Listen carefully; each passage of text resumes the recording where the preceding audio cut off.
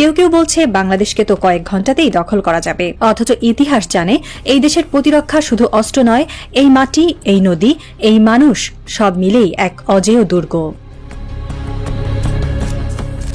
1971 সালের এপ্রিলে ইন্দিরা গান্ধী যখন তার সেনাপ্রধান শ্যাম মানেকশকে পূর্ব পাকিস্তানে অভিযান চালানোর নির্দেশ দেন, মানেকশ সোজাসুজি বলেন, বর্ষাকালে ওখানে যাওয়া মানে সেনাবাহিনীর আত্মহত্যা। ভারতীয় অবসরপ্রাপ্ত মেজর জেনারেল ডি.কে. পালিত তার বই লাইটনিং কনসেপ্টে বাংলাদেশকে আখ্যা দিয়েছেন ডিফেন্ডার্স প্যারাডাইস নামে। তার ভাষায় বাংলাদেশের প্রতিটি গ্রাম, শহর, প্রতিটি নিচু জমি, খাল, বিল, হাওর বাওর এক একটি প্রতিরোধের দুর্গ। বাংলাদেশের মানচিত্রে রয়েছে 405টি নদী, 3টি নদী দিয়ে ঘেরা রাজধানী ঢাকা, পূর্বে টারশিয়ারি যুগের গিরিপথ ও ঘন জঙ্গল, যা স্যাটেলাইট নজরদারিরও বাইরে। এসব ভৌগোলিক বাধা শুধু ভারত নয়, বিশ্বের যে কোনো সেনাবাহিনীর জন্যই দুঃস্বপ্ন। বাংলাদেশের পূর্বাঞ্চলের গহীন বনাঞ্চল, পার্বত্য এলাকা এবং লুকানো জলাভূমি এক যমদূতের মতো গেরিলা যুদ্ধের ক্ষেত্র তৈরি করে রাখে। ড্রোন প্রযুক্তি কিংবা এয়ার স্ট্রাইক দিয়েও এই এলাকা পুরোপুরি দমন করা প্রায় অসম্ভব। প্রতিটি বাঁকে, প্রতিটি ঢালে লুকিয়ে থাকতে পারে এক একটি প্রতিরোধ ইউনিট।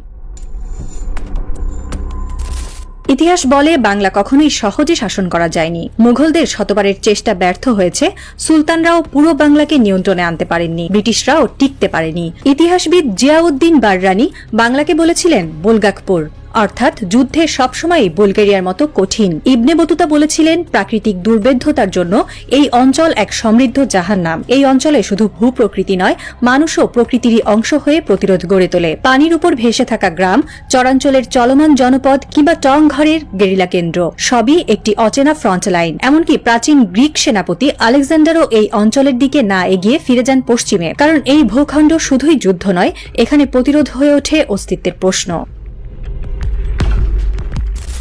ভারতের হাতে রয়েছে 37টি পদাতিক ডিভিশন। এর মধ্যে 6টি রাজধানীর নিরাপত্তায়, 6টি পাকিস্তান সীমান্তে, 9টি চীন সীমান্তে ব্যস্ত। বাংলাদেশের বিরুদ্ধে ব্যবহার করা যাবে সর্বোচ্চ 16টি ডিভিশন। অন্যদিকে বাংলাদেশ সেনা, বিজিবি মিলিয়ে প্রায় 16টি পদাতিক ডিভিশন প্রস্তুত আছে। আনসার বাহিনীর 61 লাখ সদস্য, শক্তিশালী পুলিশ ও আধুনিক সরঞ্জামে সজ্জিত আধা সামরিক বাহিনী। এছাড়া সাম্প্রতিককালে আধুনিক অস্ত্র সংগ্রহ এবং যৌথ প্রশিক্ষণের মাধ্যমে বাংলাদেশ সেনাবাহিনী তাদের প্রতিরক্ষা সক্ষমতা বহুগুণে বৃদ্ধি করেছে। আধুনিক সমরবিদরা বলেন, একটি দেশ দখল করতে গেলে সেই দেশের সেনার 3 গুণ সৈন্য দরকার। বাংলাদেশের 16টি ডিভিশনের বিপরীতে ভারতের দরকার 48টি ডিভিশন, যা বাস্তবে নেই। ভারতের সমরদর্শীরা এখন প্রশ্ন করছেন, সামরিকভাবে যে লড়াই জেতা সম্ভব নয়, সেই লড়াইয়ে কৌশলগত ও কূটনৈতিকভাবে হেরে যাওয়ার আশঙ্কা কতটা ভয়াবহ হতে পারে।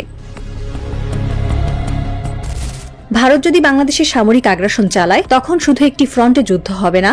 উত্তর সীমান্তে চীন, পশ্চিমে পাকিস্তান আর দক্ষিণ পূর্বে বাংলাদেশ, এই 3 দিকেই জ্বলবে যুদ্ধের আগুন। আর সবচেয়ে ভয়ঙ্কর বিষয়, ভারতীয় উপমহাদেশের ভৌগোলিক জরায়ু শিলিগুড়ি করিডর। মাত্র 22 কিলোমিটার প্রশস্ত এই চিকেন নেক যদি বিচ্ছিন্ন হয়, তবে ভারত ভেঙে যাবে 2 ভাগে। ভারতের সামরিক গোপন নথিপত্রেও শিলিগুড়িকে বলা হয় সবচেয়ে দুর্বল কৌশলগত এলাকা। এই করিডোরের দুপাশে এখন বসে আছে বাংলাদেশ ও চীন। একটিমাত্র ফায়ার মিস করলে ভারতীয় ভূখণ্ড হয়তো আর আগের মতো থাকবে না। এমনকি সেই অঞ্চল যদি বিদ্রোহপ্রবণ রাজ্যগুলোর সঙ্গে মিশে যায়, তাহলে ভারতের জন্য সেটি হবে ভূরাজনৈতিক মৃত্যুপুরী।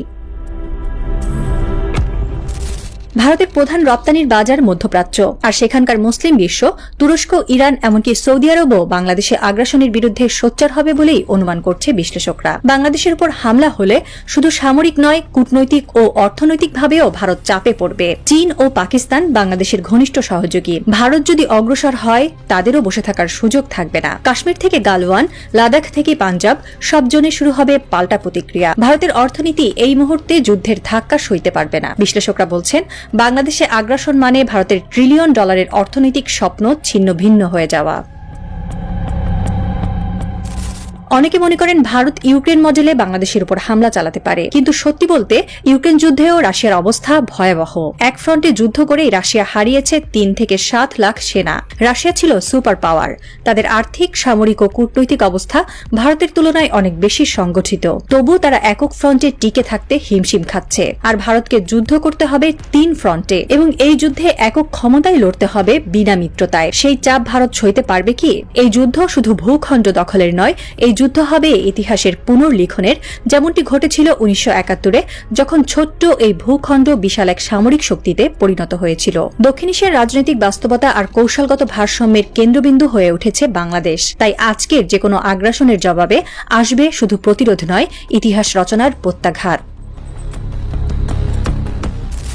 ঢাকার কোথাও গভীর রাতে একটি গোপন ঘরে আলো জ্বলে উঠেছে। 4 জন ব্যক্তি নিঃশব্দে চা চুমুক দিচ্ছেন। দেয়ালে ঝোলানো মানচিত্রে 3টি দাগ কাটা শিলিগুড়ি, মণিপুর, ঢাকা। একজনের হাতে ধরা একটি লাল ফাইল, তাতে লেখা eastern emergency operation theatre phase 1। তারা কথা বলছেন ফিসফিস করে, যেন শব্দেও লুকিয়ে আছে রাষ্ট্রীয় গোপনতা। শুধু প্রতিরোধ নয়, এবার সময় এসেছে আঘাতের প্রস্তুতির, বললেন একজন, যার কণ্ঠে ছিল সামরিক নেতৃত্বের দৃঢ়তা। আরেকজন বললেন, চিকেন নেক ভেঙে দিলে ভারত আর ভারতের মতো থাকবে না। শিলিগুড়ি করিডর একবার বিচ্ছিন্ন হলে নর্থ ইস্ট ইন্ডিয়া একটানা 7 দিনও টিকবে না। চতুর্থ জন বললেন, কূটনীতিতে আমরা একা নই, চীন নিশ্চুপ, তুরস্ক অপেক্ষায়, পাকিস্তান তো শুধু সংকেতের অপেক্ষায় আছে। আর মধ্যপ্রাচ্য? তিনি চায়ের কাপ নামিয়ে রেখে বললেন, তারা অর্থনীতি দিয়ে উত্তর দেবে। দেয়ালের মানচিত্রে এক এক করে পিন ঢোকানো হলো। সিলেট, কক্সবাজার, তেতুলিয়া, গ্যাংটক, বুমলা, লাদাখ। এই মানচিত্র এখন আর কাগজে আঁকা ছবি নয়, এক একটা জায়গা হয়ে উঠেছে এক একটি স্পার্ক পয়েন্ট। একজন কাপা কণ্ঠে বললেন,